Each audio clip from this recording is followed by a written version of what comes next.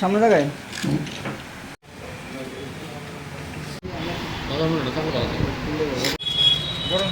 গতকাল রাতে আমাদের কাছে একটা গোপন সংবাদ আসে যে কৃষ্ণনগর ছাত্র সংঘের কাছে একদল যুবক ড্রাগস কেনাবেচা করছে।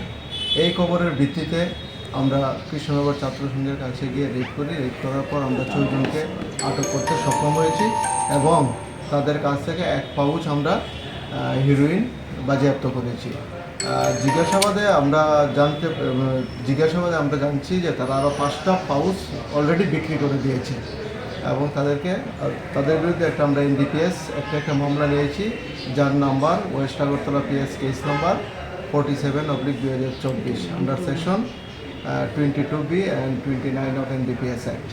আজকে সবাইকে পুলিশ রিমান্ড চেয়ে আদালতে যে পাঁচটা পাউচ বিক্রি করা হয়েছে, যারা কিনেছে তাদের কি মানে কোনো ধরনের এখনো পর্যন্ত আমরা আটক করতে পারিনি। জিজ্ঞাসাবাদ চলছে, পার্ট অফ ইনভেস্টিগেশন।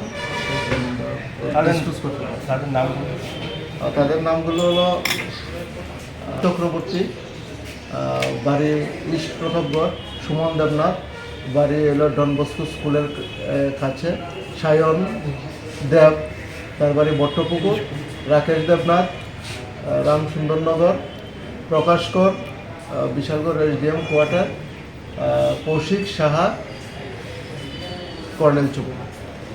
কালে কটার সময় দোষেন তাহলে? কালকে অনুমান 10:30-11টা। ম্যাগনেট ক্লাবের সামনে থেকে ছাত্র সংঘ ক্লাবের ভিতরে বাইরে